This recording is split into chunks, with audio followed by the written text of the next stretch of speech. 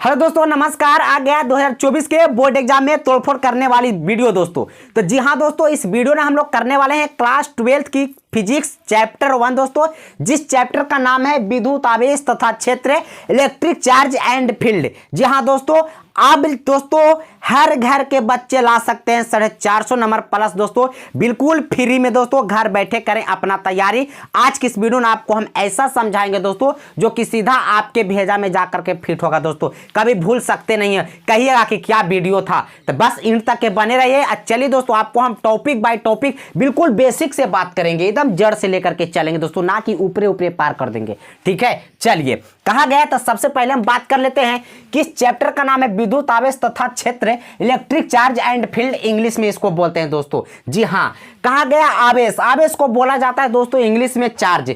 सबसे पहला बात इसमें आता है कि आवेश होता क्या है, कहें कि इसमें पूछा है विद्युत आवेश, चैप्टर का नाम ही है विद्युत आवेश। तो दोस्तों विद्युत आवेश कहते किसे हैं, तो इसकी परिभाषा हम बारीकी से लिखे हैं, और भी परिभाषा हम बोलेंगे, आप कॉपी कलम लेकर नोट भी कर सकते हैं। कहा गया है किसी वस्तु का वह गुण जिसके कारण एक वस्तु दूसरे वस्तु को आकर्षित या प्रतिकर्षित करता है, आवेश कहलाता है। कहिएगा मास्टर वाह, ये आकर्षित और प्रतिकर्षित का मतलब समझ में नहीं आया, इसका और भी परिभाषा लिख सकते हैं। दूसरी परिभाषा इसको हम परिभाषित कर सकते हैं दोस्तों कि किसी वस्तु का वह गुण जिसके कारण वस्तु में विद्युतीय प्रभाव अथवा चुंबकीय प्रभाव उत्पन्न होता है, उसे हम आवेश कहते हैं। जी हाँ, आवेश देखिए है दोस्तों क्या, आवेश, आवेश को क्यू से सूचित करते हैं, आप लोग लिख लीजिएगा। आवेश माने क्यू, ठीक है, क्यू माने आवेश, आवेश माने क्यू, ठीक है, जो भी समझिए। आवेश को हम क्यू से सूचित करते हैं। तो आवेश दोस्तों एक प्रकार का किसी भी वस्तु का गुण है। क्या है? गुण है। और यह वह गुण है कि जिसके कारण कोई भी वस्तु एक दूसरे वस्तु को चाहे आकर्षित करता है चाहे प्रतिकर्षित करता है। आकर्षित का मतलब होता है अपनी ओर सटा लेना, और प्रतिकर्षित का मतलब होता है एक दूसरे से दूर हटा देना। जी हाँ दोस्तों, ठीक है। तो यही वस्तु में गुण पाया जाता है कि कोई, देखिए वस्तु जो है, कोई वस्तु एक दूसरे के आपस में सट रहा है या तो आपस से हट रहा है, तो उसके बीच का जो कमाल का जो काम रहता है वो आवेश का काम रहता है। ठीक है, तो आवेश को क्यू से सूचित करते हैं। ठीक है, दूसरा परिभाषा भी आप लोग लिख लिए कि किसी वस्तु का वह गुण जिसके कारण वस्तु में चुंबकीय प्रभाव अथवा विद्युतीय प्रभाव उत्पन्न होता है, उसे हम आवेश कहते हैं। आवेश को सूचित कौन से किया जाता है? क्यू से। देखिए, जब हम सूखा सूखा बाल को कंघी से ऐसे करके झाड़ते हैं या तो रगड़ते हैं, और जब वो कंघी को दोस्तों, जब सूखा बाल में तेल नहीं लगा होना चाहिए, जब वो कंघी को दोस्तों आप, ठीक है, किसी कागज के छोटे छोटे टुकड़े के पास जब ले जाइएगा, ऐसे करके उसके पास जब सटाइएगा, तो उसके जो उसको पास का हो हलचल शुरू हो जाएगा। हलचल करने का मतलब कि वह कागज डोलेगा और कंघी की ओर कुछ कागज सटेगा, कुछ हटेगा। ठीक है, यह प्रक्रिया। तो इस कारण का हुआ कि जब हम बाल से कंघी को रगड़े तो उनको में क्या हो गया? आवेश उत्पन्न हो गया, और वही आवेश के कारण कोई भी वस्तु चाहे तो सटेगा और चाहे तो हटेगा। जी हाँ, चलिए बात करते हैं। तो आवेश को हम क्यू से सूचित करते हैं। इसकी एसआई मात्रक की बात करें, थोड़ा सा एसआई मात्रक की बात कर लेते हैं। ठीक है, तो जो इसका एसआई मात्रक होता है दोस्तों, वो कूलॉम होता है। क्या होता है? कूलॉम होता है। ठीक है, लिख देते हैं कूलॉम। ठीक है, चलिए कूलॉम होता है। और एक और एसआई मात्रक होता है जिस पूछेगा, एक और होता है एम्पियर। क्या होता है? Ampere second. क्या बोला जाता है? Ampere second. यानी इसका दो गो एसआई मात्रक होता है, कूलॉम या तो एम्पियर। अब पूछेगा एग्जाम में यानी परीक्षा में कि आवेश का एसआई मात्रक इनमें से कौन है, चाहे तो आपको कूलॉम रहे ऑप्शन में और चाहे तो एम्पियर सेकेंड रहे। हो सकता है कभी कूलॉम को गायब कर देगा तो एम्पियर सेकेंड को ला देगा, चाहे तो एम्पियर सेकेंड को ला देगा तो कूलॉम को गायब कर देगा। यानी दोनों आपको याद रखना है, मतलब कि कूलॉम बताना है और चाहे तो एम्पियर सेकेंड बताना है। ठीक है, अब यहां पे बात करते हैं आवेश का खेल, हम समझाते हैं आप लोग को। आवेश किसी वस्तु में, ठीक है, उत्पन्न होता है। कैसे उत्पन्न होता है? चाहे घर्षण से उत्पन्न होवे या किसी भी और प्रक्रिया से वह आवेश उत्पन्न होता है। और आवेश उत्पन्न होता है तो करता क्या है? एक वस्तु दूसरे वस्तु को चाहे सटावेगा और चाहे तो हटावेगा। ठीक है, यह आवेश का कमाल है। आगे हम बात करते हैं दोस्तों, यहाँ पे आवेश का एसआई मात्रक भी समझ गए। आवेश को क्यू से सूचित करते हैं। क्यू बराबर फार्मूला होता है एन। क्या होता है दोस्तों? क्यू बराबर फार्मूला होता है एन। और दोस्तों यहाँ पे एक फार्मूला और आपको देखने के लिए मिलेगा, Q बराबर आई टी। क्या चीज दोस्तों? Q बराबर आई टी। अब कहेगा तो मास्टरवा हमरा जरा ई बताबो कि Q कौची है, N कौची है, E कौची है। आई Q मने तो आवेश पते है, I मने नहीं पता है, T मने नहीं पता है। तो दोस्तों I का मतलब होता है, ठीक है, I का मतलब होता है धारा यानी कि करंट, और T का मतलब होता है दोस्तों समय। और दोस्तों यहाँ पे N की बात कर लेते हैं, ठीक है, तो N की बात कर लेते हैं तो इलेक्ट्रॉनों की संख्या। क्या चीज दोस्तों? इलेक्ट्रॉनों की संख्या, ठीक है, इलेक्ट्रॉनों की संख्या क्या है दोस्तों? Qn कौची है? इलेक्ट्रॉनों की संख्या। और E जो हमारा, E जो है, E है जो हमारा इलेक्ट्रॉन है। क्या है? इलेक्ट्रॉन। इलेक्ट्रॉन को आप लोग को समझते होंगे, ठीक है, इलेक्ट्रॉन है। इलेक्ट्रॉन को हम ई से सूचित करते हैं। इलेक्ट्रॉन पर कैसा चार्ज होता है दोस्तों?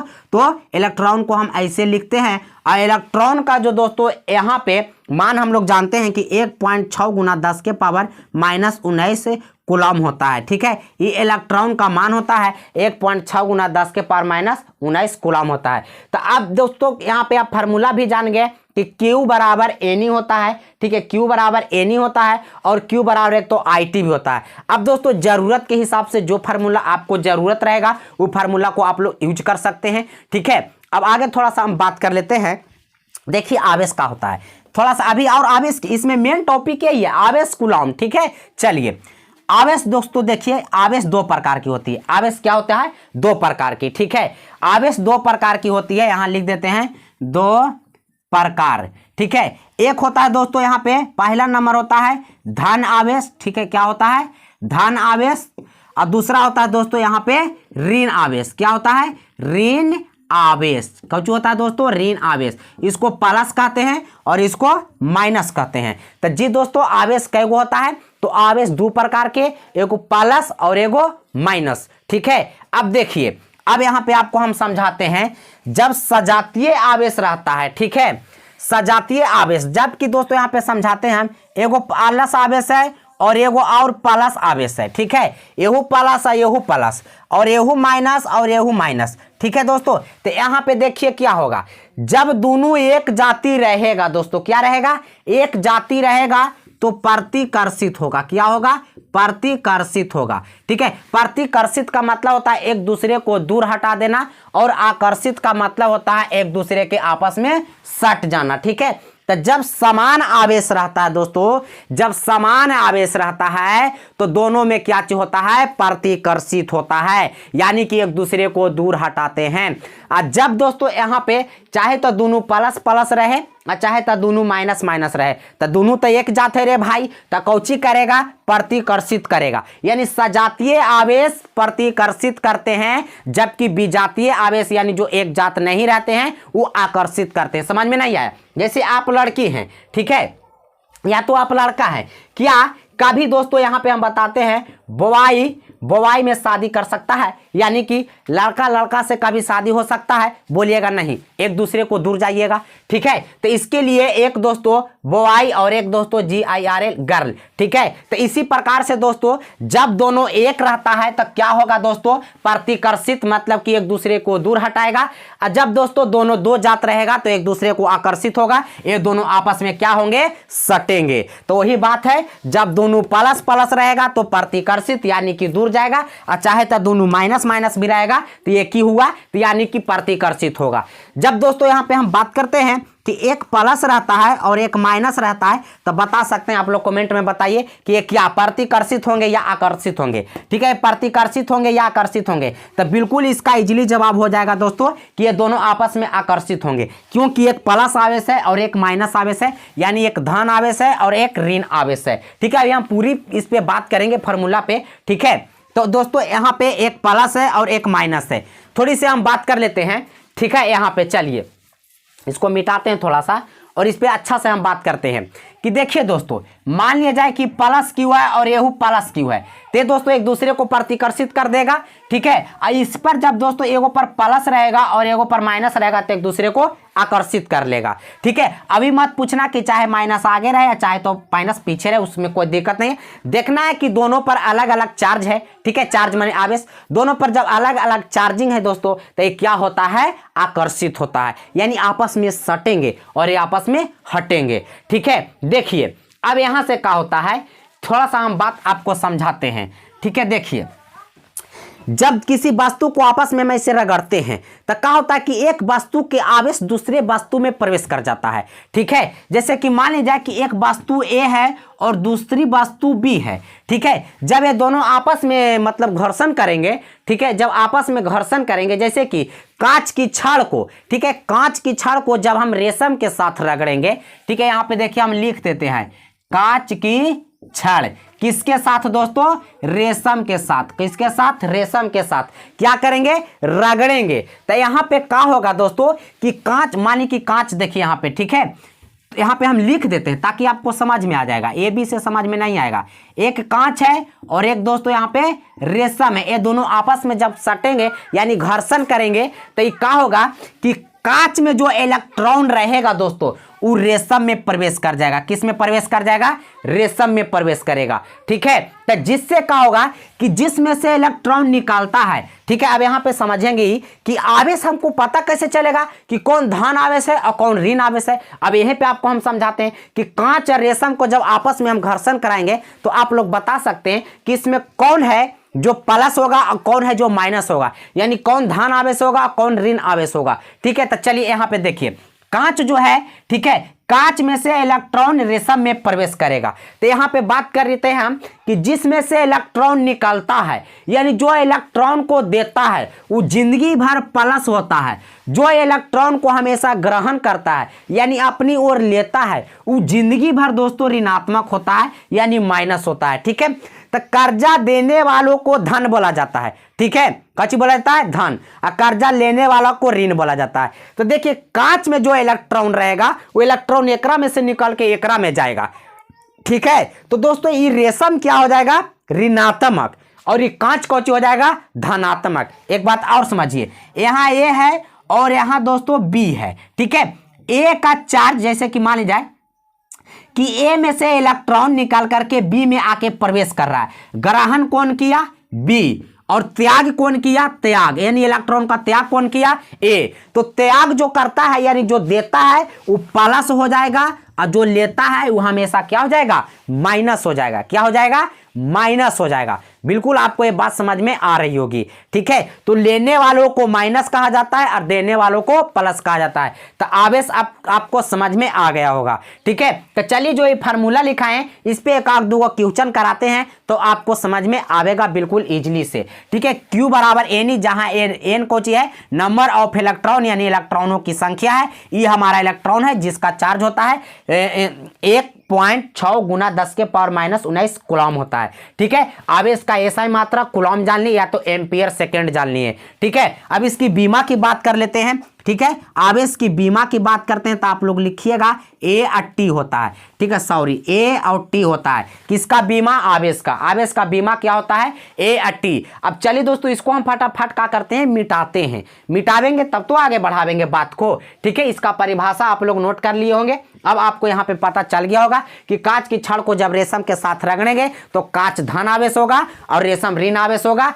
कारण क्यों, कारण यह है कि कांच से इलेक्ट्रॉन निकल करके रेशम में प्रवेश कर जाती है। ठीक है, चलिए दोस्तों जो फार्मूला बताएं उस पे आपको हम कुछ क्वेश्चन देते हैं। ठीक है, फार्मूला बताए थे Q बराबर एन और एक फार्मूला और बताए थे दोस्तों Q बराबर IT। ठीक है, यहाँ पे पता है कि N क्या है, इलेक्ट्रॉनों की संख्या है, Q आवेश है और E है जो इलेक्ट्रॉन है, I धारा है, T समय है। ठीक है, यहाँ पे आपको हम एक क्वेश्चन देते हैं और क्वेश्चन को आप लोग बनाने की कोशिश कीजिएगा, न तो फिर हम आपको बतेबे करेंगे। चलिए क्वेश्चन हम ले लेते हैं दोस्तों, यहाँ से उठा लेते हैं। क्वेश्चन दिया गया है कि 12.5 गुना 10 के पावर 18। ठीक है, क्वेश्चन है 12.5 गुना 10 के पावर 18। ठीक है, 18 इलेक्ट्रॉन पर बोला गया है क्वेश्चन, इलेक्ट्रॉन पर आवेश की गणना करें। क्या करें दोस्तों, आवेश की गणना करें, गणना करें। ठीक है, चलिए अब यहां से आपको समझना है दोस्तों क्या क्वेश्चन है दोस्तों, यही फार्मूला पे बनेगा कि 12.5 गुना 10 के पावर 18। ठीक है, अगर दिखाई नहीं दे रहा होगा तो जरूर आप हमारे आवाज को सुन रहे होंगे। इलेक्ट्रॉन पर आवेश की गणना करें, यानी आपसे पूछा है क्या दोस्तों, आवेश पूछा है। पूछा क्या है दोस्तों, आवेश।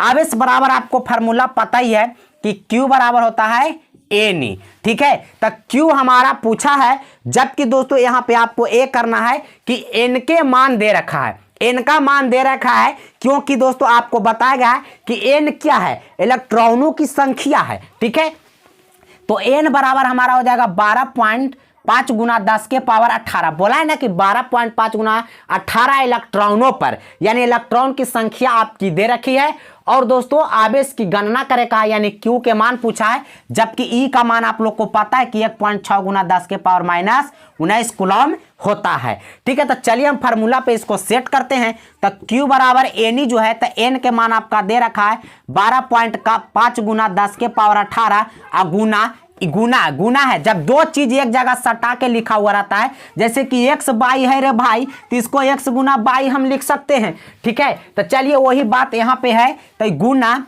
अब इलेक्ट्रॉन के मान है 1.6 गुना 10 के पावर माइनस 19। अब चलिए दोस्तों यहाँ पे आपको क्या करना है कि थोड़ा सा जात वालों को ले लीजिए साथ में, और बिना जात वालों के साथ कर दीजिए। जात के तुलना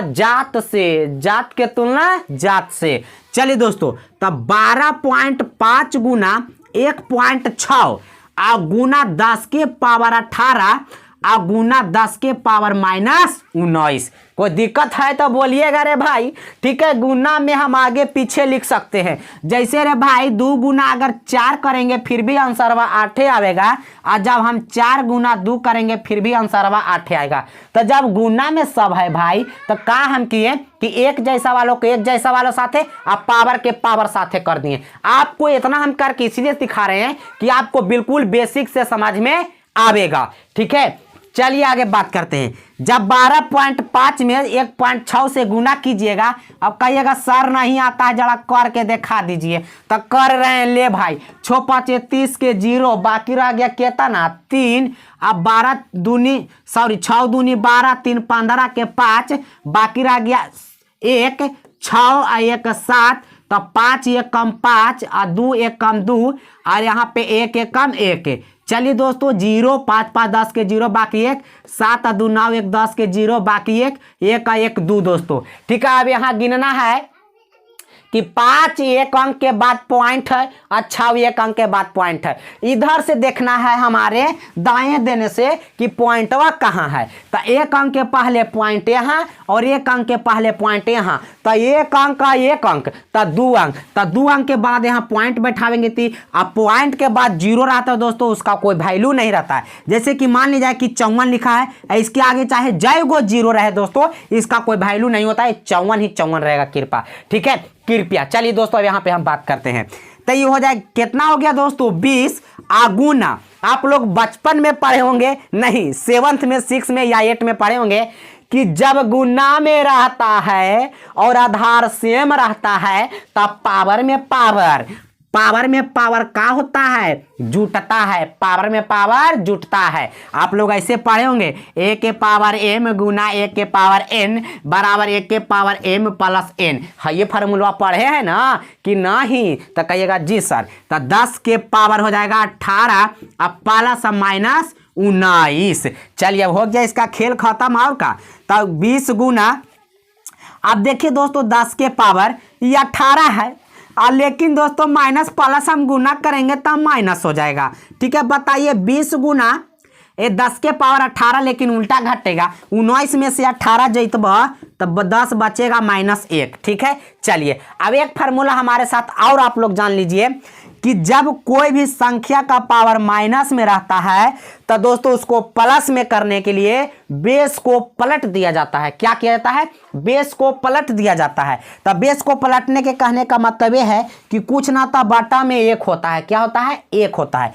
जब ये 1 जाएगा ऊपर है और 10 आ जाएगा कहाँ? नीचे। तो देखिए दोस्तों ऑटोमेटिक क्या हो जाएगा? पावर प्लस में हो जाएगा। ठीक है, यहाँ पे समझिए, जैसे कि मान जाए कि 2/10 के पावर -2 है। हमको क्या करना है दोस्तों? इसको बेस को पलटना है, यानी इसको हमको डायरेक्ट गुना में लाना है। तो हो जाएगा 2 गुना 10 के पावर 2। कोई दिक्कत है प्लस में? तो यहीं पे वही वाला काम करना है रे भाई। थोड़ा सा बात को यहाँ पे समझिएगा कि 20 गुना हो जाएगा 10 के पावर 1 है, तेकर मतलब कि 1/10 होगा ना, -1 है। तो अभी हम बताए ना रे भाई बा, अब ये ना बतैलिए बहे आए कि 10 के पावर जब -1 है तो इसको हमको प्लस में करना है, तब बेस को पलट देंगे, 1 चला जाएगा ऊपर, 10 आएगा नीचे।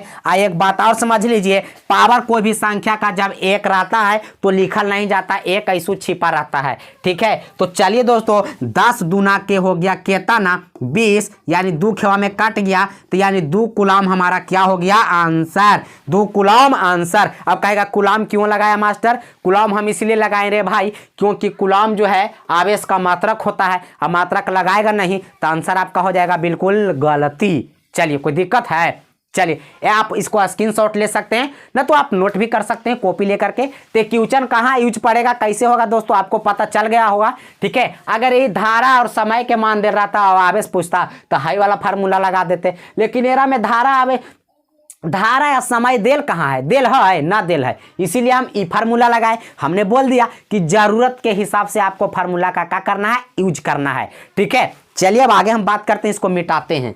ठीक है, चलिए, आपको बिल्कुल समझ में आ रहा होगा तो कमेंट कीजिएगा। ठीक है, जो चैनल को अभी तक सब्सक्राइब नहीं किए होंगे प्लीज कर लीजिए, ताकि आने वाला समय में ऐसा ऐसा वीडियो आपको मिलता रहे। ठीक है, हमारे चैनल पर आपको बेस्ट तैयारियां कराने की दोस्तों यहाँ पे सोच कर दी गई है, और इसमें हम पूरा प्रयास करेंगे और पूरा लगे रहेंगे दोस्तों। ठीक है, आप लोग के लिए। चलिए, इसको मिटा दिए, अब आगे इस पर थोड़ा सा हम बातें कर लेते हैं। ठीक है, चलिए, आवेश का मतलब तो समझा रहे हैं। चलिए, एक न्यूमेरिकल भी बन गया, इसी प्रकार से हम बनाते चलेंगे। जब फार्मूला देंगे जब उस पर न्यूमेरिकल करेंगे, बिना न्यूमेरिकल के आपको समझ में आता नहीं है। नेक्स्ट हम बात करते हैं दोस्तों आवेश संरक्षण का नियम। ठीक है, क्या बात करते हैं? आवेश संरक्षण का नियम लिखेंगे, आवेश संरक्षण। ठीक है, संरक्षण का नियम, आवेश संरक्षण का नियम। कोई दिक्कत है? यानी एक नियम क्या होता है, इस पे हम बात करते हैं। परिभाषा पूछता है रे भाई, आवेश संरक्षण के नियम को लिखें। चलिए, तो आवेश संरक्षण के नियम का परिभाषा आप तो चुटकियों में दे सकते हैं। कहने का मतलब ये है रे भाई कि आवेश संरक्षण का जो नियम है, इसको देखिए आप लोग कैसे कीजिएगा, बिल्कुल बारीकी समझिएगा। आवेश को न तो नष्ट किया जा सकता है और ना ही निर्माण किया जा सकता है, सीधा जवाब रे भाई। ठीक है, आवेश जो हमारा है, ठीक है, या किसी वस्तु का जो आवेश होता है, ना तो उसको आप खत्म कर सकते हैं, ना मिटा सकते हैं, और ना ही उसको आप बना सकते हैं। ठीक है, यही आवेश संरक्षण का नियम हो गया। तो कहेगा लिखेंगे कैसे सर? देखिए कैसे लिखना है। ठीक है, यहीं पे तो सब बातें समझ में तो होने की आवेगा रे भाई।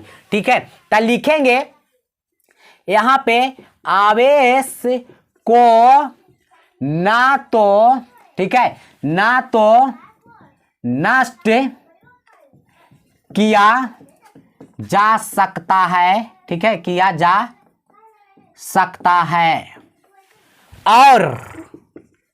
और ना ही उत्पन्न, ठीक है, उत्पन्न किया जा सकता है। यानी आवेश को ना तो आप निर्माण कर सकते हैं और ना तो आवेश को मिटा सकते हैं। यही हमारा आवेश संरक्षण का नियम हुआ। परिभाषा आपके माइंड में फिट हो गया होगा कि आवेश संरक्षण नियम क्या है। या सीधा से जवाब देना है कि आवेश संरक्षण का जो नियम है, आवेश को ना तो उत्पन्न किया जा सकता है और ना ही उसे मिटाया जा सकता है। यही हमारा आवेश संरक्षण का नियम कहलाता है। बिल्कुल आपको समझ में आया? तो सर तो कहिएगा कि सर तो आवेश को ना तो उत्पन्न करेंगे ना मिटाएंगे, तो आवेश को करेंगे क्या? ठीक है, आवेश को केवल स्थानांतरित किया जाता है। क्या किया जाता है? स्थानांतरण किया जाता है। चलिए बात करते हैं कि स्थानांतरण होता क्या है। अरे मरकरवा तरह खा जाता है अलग। ठीक है, स्थानांतरण। ठीक है, स्थानांतरण, स्थानांतरण पर हम बात करते हैं थोड़ा सा दोस्तों यहाँ पे। ठीक है, चलिए कि स्थानांतरण होता कैसे। देखिए, आवेश को ना तो आप निर्माण कर सकते हैं और आवेश को ना ही मिटा सकते हैं। ठीक है, आवेश को सिर्फ एक वस्तु से दूसरे वस्तु में डाल सकते हैं। ठीक है, एक वस्तु से दूसरे वस्तु में क्या कर सकते हैं? डाल सकते हैं। ठीक है, तो यानी आवेश को एक जगह से दूसरे जगह ले जाया जा सकता है। आवेश को ना आप बना सकते हैं और ना उसको बिगाड़ सकते हैं, सिर्फ एक चीज से दूसरा चीज में। अब जैसे कि यहाँ पे आपको हम एग्जांपल दिए कि कांच, ठीक है, और एक रेशम है। कौन सी है? रेशम। अब कांच का जो है दोस्तों आवेश आपको रेशम में प्रवेश कराना है। ठीक है, तो कैसे होगा दोस्तों? इसमें आपका बना सकते हैं, बना नहीं सकते हैं, बल्कि इसका इलेक्ट्रॉन इसमें डालिए। ठीक है, तो आपका आवेश जो है एक जगह से दूसरे जगह शिफ्ट कर सकते हैं, लेकिन आवेश को आप नष्ट और बना नहीं सकते हैं। बिल्कुल समझ में आ गया। तो सिर्फ आवेश को क्या किया जाता है, तो आवेश को स्थानांतरण किया जाता है, स्थानांतरित किया जाता है, यानी आवेश को एक जगह से दूसरे जगह ले जाया जाता है। आपको बिल्कुल समझ में अब आ गया होगा, ठीक है, कि आवेश संरक्षण का नियम क्या है। तो आवेश को ना तो नष्ट किया जा सकता है और ना ही निर्माण किया जाता है, सिर्फ आवेश को क्या किया जाता है, एक जगह से दूसरे जगह स्थानांतरित किया जाता है, यानी एक वस्तु में से दूसरे वस्तु में से डाला जाता है। एक बात और समझ लीजिए, जिस वस्तु से, ठीक है, जिस वस्तु से इलेक्ट्रॉन निकलता है उस वस्तु का द्रव्यमान में कमी आती है। रे भाई ये बात जान लीजिएगा, जिस वस्तु में से इलेक्ट्रॉन निकलता है उस वस्तु के द्रव्यमान में कमी आती है, क्योंकि दोस्तों इलेक्ट्रॉन का जो द्रव्यमान होता है, ठीक है, 9.11 गुना 10 के पावर माइनस 31 kg होती है, ठीक है। तो जिस वस्तु में से द्रव्यमान निकलता है, ठीक है, उस वस्तु का द्रव्यमान में कमी होती है, और जिस वस्तु में इलेक्ट्रॉन का प्रवेश होता है उस वस्तु का द्रव्यमान में बढ़ोतरी होती है। क्या होती है दोस्तों, बढ़ोतरी होती है, ठीक है। तो जिस वस्तु के द्रव्यमान, देखिए समझिएगा, जिस वस्तु जो धन आवेश होगा इसमें से समझिए इलेक्ट्रॉन निकला है, एक मतलब कि इसका द्रव्यमान में कमी हुआ होगा। और ठीक है, देखिए इलेक्ट्रॉन का जो वेट है क्या है दोस्तों, यहाँ पे द्रव्यमान है कि 9.11 गुना 10 के पावर माइनस 31 kg होता है। अब एकरा में से इलेक्ट्रॉन निकल रहा है तो इसमें से कुछ द्रव्यमान भी तो निकल रहा है ना, ठीक है। बात को समझिए, पहले साइंस पढ़ते हैं तब, इसमें से इलेक्ट्रॉन भी निकल रहा है, तो ये इलेक्ट्रॉन निकल करके इसमें जा रहा है, तो एक मतलब कि इसका द्रव्यमान में कमी होगा और इसका द्रव्यमान में बढ़ोतरी होगा। क्या होगा, बढ़ोतरी होगा, ठीक है। तो चलिए दोस्तों अब आगे हम बात करते हैं, इसको भी मिटाते हैं और आगे हम चर्चा करते हैं। आपको बिल्कुल नोट कर लीजिएगा कि इलेक्ट्रॉन का द्रव्यमान कितना होता है, तो 9.11 गुना 10 के पावर माइनस 31 kg। चलिए दोस्तों अब आगे थोड़ी सी हम बात कर लेते हैं।